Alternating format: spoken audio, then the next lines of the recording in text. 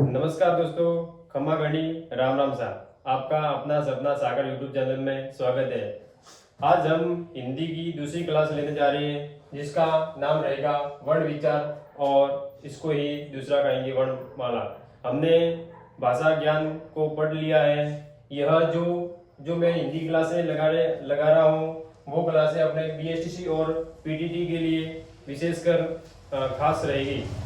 अब आज हम पढ़ेंगे कि वर्ण विचार किसे कहते हैं, यानी कि वर्णमाला हिंदी में किसे कहते हैं।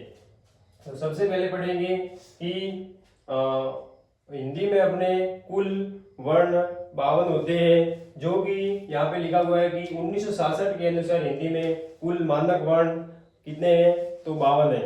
लेकिन ये जो 2024 में एक और वर्ण बढ़ा दिया गया है, जो ये वाला। तो अब ये एक वर्ण और प्लस किया है, तो अब कितने हो गए, अब हो गए 53 हो गए। कितने 53 हो गए। वो है कौन सा वर्ण, वो है ये ऐसे करके ऐसे लिखना और फिर इसको ऐसे करना। ये दिख रहा है ल की तरह, लेकिन ये ल नहीं है। ये क्या है, ये है अड़। इसको ऐसे बोलेंगे अड़, यानी कि हम जैसे इसको बोलेंगे ये होता है, इसको ऐसे लिखते हैं। यदि इसको ऐसे लिखेंगे तो ये क्या हो जाता है, ये खेल हो जाता है। लेकिन ये खेल नहीं, ये क्या है, अड़ा है। खे खेल अड़ा खेड़ा, मतलब जो शेखावटी क्षेत्र में बोला जाता है, जो अपने पानी भरने की वो क्या होती है, जो मारवाड़ी में यहाँ कहते हैं कुड़ी, तो वहां पर शेखावटी क्षेत्र में इनको कहते हैं खेड़ा, तो वही ये होती है। अब ये 53 हो गए हैं। अब इसके बारे में हम वर्ण विचार या वर्णमाला क्या होती है तो हम जानेंगे। वर्णमाला यानी कि वर्णों का व्यवस्थित समूह। वर्णों का समूह नहीं, वर्णों का व्यवस्थित समूह। क्या होगा, वर्णों का व्यवस्थित समूह। वर्णों का समूह तो कोई भी हो सकता है, लेकिन वर्णों का व्यवस्थित समूह, वर्णों का व्यवस्थित समूह ही वर्णमाला कही जाएगी। यदि उसका एक व्यवस्थित समूह होगा, जैसे कि हमने लिखा ये कमल। अब कमल को तोड़ेंगे तो इसमें क अलंत प्लस अ प्लस म अलंत प्लस अ प्लस ल। ये मैंने जो तोड़ा इसको, ये एक इसका व्यवस्थित क्रम है। अब इसको मैं ऐसे नहीं लिख सकता कि क को लिखा, उसके बाद इसके पीछे ला गया, फिर यहाँ पे मैंने म लिखा, फिर ल लिखा, और यहाँ पे मैं लिख दूंगी प्लस करके अ प्लस अ। ये एक व्यवस्थित समूह नहीं हो सकता। तो वर्णमाला का मतलब होता है एक व्यवस्थित समूह, जो ऊपर वाला अपना सही है। आगे देखेंगे कि वर्ण किसे कहते हैं। वर्ण का मतलब होता है भाषा की सबसे छोटी इकाई। भाषा की सबसे छोटी इकाई। भाषा की सबसे छोटी इकाई जिसके टुकड़े नहीं किए जाते हैं, उसे वर्ण कहेंगे। मतलब भाषा की सबसे छोटी से छोटी इकाई जिसके टुकड़े नहीं कर सकते। जैसे कि कैसे, जैसे ये क है, ये अभी वर्ण नहीं है, ये एक अक्षर है, क्योंकि इसका टुकड़ा हम कर सकते हैं। कैसे, जैसे कि इसको ये बाहर निकालेंगे तो क और ये इसके नीचे हलंत लगेगा और ये अ निकलेगा बाहर, ये एक स्वर है और ये अब वर्ण हो गया, क्योंकि ये इसका अब टुकड़ा हम नहीं कर सकते। यदि इसको देखेंगे तो ये स्वर, ये वर्ण नहीं है, क्योंकि इसका टुकड़ा करेंगे ये एक अक्षर होगा। तो ये समझ में आया। अब इसकी एक और परिभाषा रहेगी, वो है भाषा की सबसे छोटी लिखित इकाई। यदि लिखित इकाई पूछे तो भी वर्ण होगा, और भाषा की सबसे छोटी इकाई पूछे तो भी वर्ण होगा। लेकिन ध्वनि किसे कहते हैं, तो ध्वनि में सिर्फ थोड़ा ही परिवर्तन होगा। अब वहां पर बोल रहा है कि यदि लिखित इकाई आ जाए, भाषा की सबसे छोटी लिखित इकाई, तब तो वर्ण है। और यदि भाषा की सबसे छोटी मौखिक इकाई आ जाए तो वो क्या है, वो ध्वनि है। भाषा की सबसे छोटी मौखिक इकाई। मौखिक का मतलब होता है बोलना, तो मुंह से बोलेंगे तो उसके वो ऐसे कैसे, जैसे कब बोलेंगे तो उसका टुकड़ा फिर क्या होगा, मौखिक इकाई।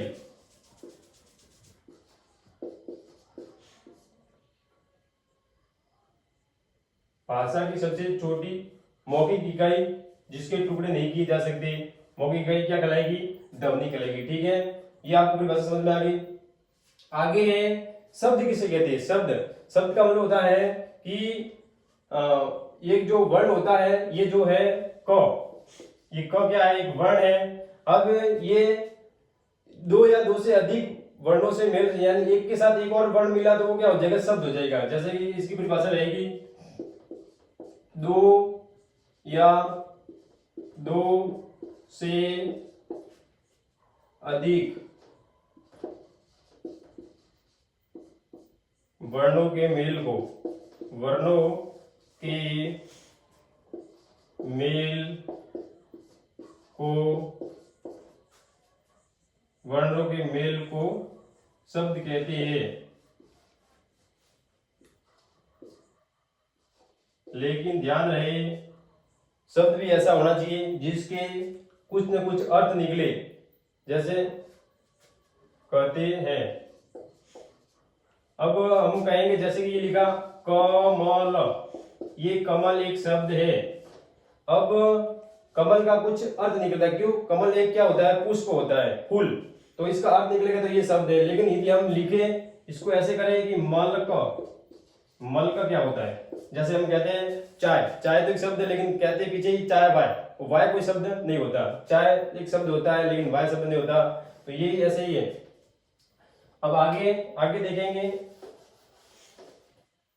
वाक्य किसे कहते हैं। वाक्य तो देखो, भाषा की सबसे छोटी इकाई तो वर्ण होगी, और शब्द है वो दो या दो से अधिक वर्णों के मेल से शब्द बनता है। अब वाक्य है, वाक्य है वो शब्दों के दो या दो से अधिक शब्द होंगे, उसे हम क्या कहेंगे, वाक्य कहेंगे। तो इसकी परिभाषा रहेगी, दो या दो से अधिक, दो अधिक शब्दों के मेल से, शब्दों के मेल, मेल को, शब्दों के मेल को वाक्य कहते हैं। और इसमें भी ध्यान रहे कि इसके भी कुछ न कुछ अर्थ निकलना जरूरी है। यदि इसका भी अर्थ नहीं निकल रहा, जैसे कहते हैं कि राम खाना खा रहा है, तो इसका कुछ अर्थ निकल रहा है कि हाँ अच्छा राम क्या कर रहा है, खाना खा रहा है। आगे देखते हैं अक्षर। अक्षर किसे कहते हैं, अक्षर उसे कहते हैं, जैसे अभी हमने देखा था कि क एक अक्षर है, तो इसको देखेंगे अक्षर मुख से उच्चारित ध्वनि, मुख से उच्चारित वह ध्वनि जिसका नाश न हो, उसे क्या कहेंगे, उसे अक्षर कहेंगे। जब हमारे जो मुख से जो उच्चारित ध्वनि होती है जिसका क्या ना हो, नाश नहीं होता, उसे कहेंगे अक्षर कहेंगे। ठीक है, ये हमने वर्ण विचार का सामान्य परिचय पढ़ लिया। अब आगे देखते हैं कि वर्ण के प्रकार कितने होते हैं। तो वर्ण के प्रकार कितने होंगे, दो। कौन कौन से, एक रहेगा अपने स्वर और दूसरा व्यंजन। स्वर कितने, स्वर होते हैं 11 और व्यंजन कितने होते हैं 33। अब हमें ये देखना है,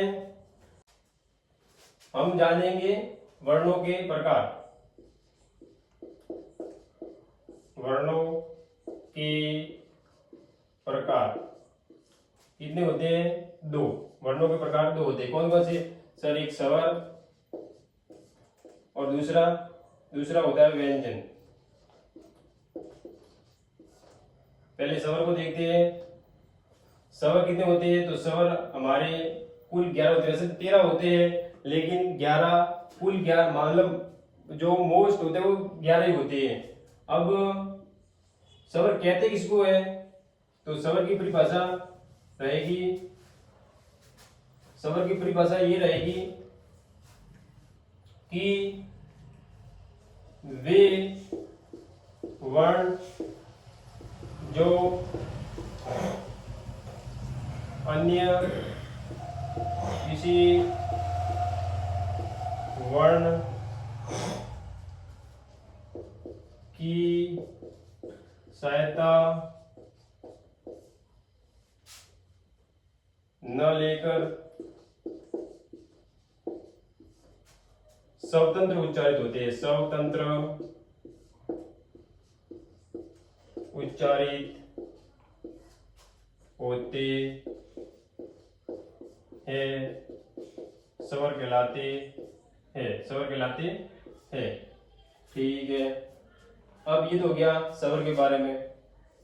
अब सर व्यंजन किसे कहते हैं? पहले व्यंजन होते कितने हैं? तो व्यंजन हिंदी में कुल 33 होते हैं। 33 कितने? 33। अब सर व्यंजन कहते हैं किसे? तो वे वर्ण जो स्वरों की सहायता से बोले जाते हैं, स्वरों की सहायता से बोले जाते हैं, व्यंजन कहलाते हैं, व्यंजन कहलाते हैं। ध्यान रहे, व्यंजन का मतलब होता है पकवान भी होता है। इसका मतलब अपन कहते हैं कि आज जो आपने क्या क्या व्यंजन बनाए, इसका एक और शब्द निकलेगा, इसका मतलब व्यंजन। व्यंजन का मतलब होता है पकवान। जो घर में अपन पकवान बनाते हैं वही पकवान। इसका दूसरा एक और शब्द निकलेगा, उसका नाम है पकवान। ठीक है, ये हमने स्वर और व्यंजन के बारे में जान लिया। आगे देखेंगे कि कुल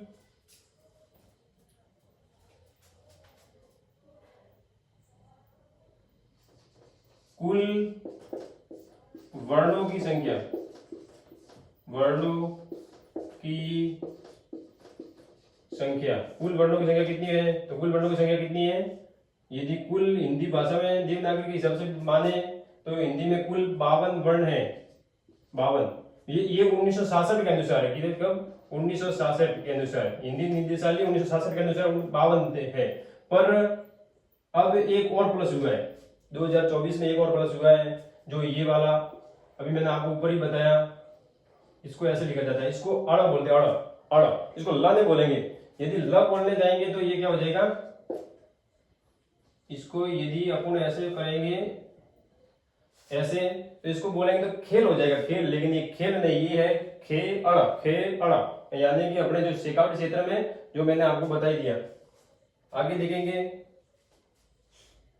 इसके वर्गीकरण देखेंगे, इसकी संख्या कैसे होती है, इसको बांटेंगे।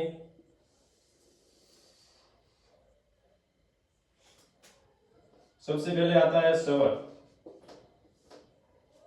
उसके बाद व्यंजन, स्वर व्यंजन, उसके बाद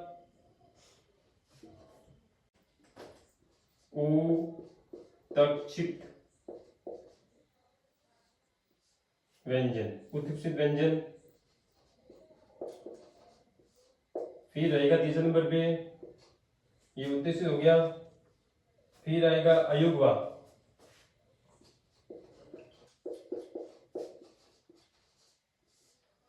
और फिर आएगा संयुक्त व्यंजन, संयुक्त व्यंजन।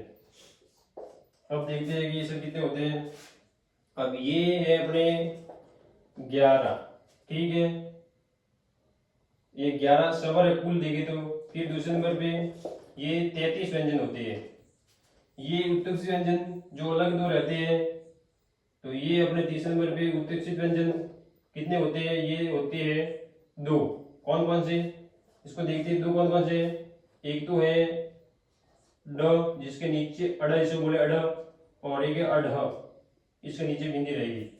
अयुग्वा, चौथे नंबर ये स्वर है अयुग्वा। यहाँ से जब अपन बोलते हैं कि 13 है, तो यहाँ से ये 2 लिए वो अयुग्वा, जो गिने नहीं जाते। अ का मतलब होता है नहीं, और युग का मतलब जिसमें योग और वहा का मतलब होता है वहन करने वाले, जिसमें इसका क्या नहीं होता, वहन नहीं होता, उसे कहेंगे अयुग्वा। तो ये होते हैं दो, एक तो होता है अंग और दूसरा होता है अह। ये होते कितने हैं, दो अह, इसे हम विसर्ग भी कहेंगे।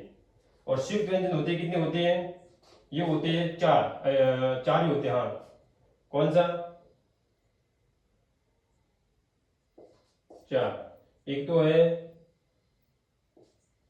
अक्ष, त्र, ज्ञ और स्र।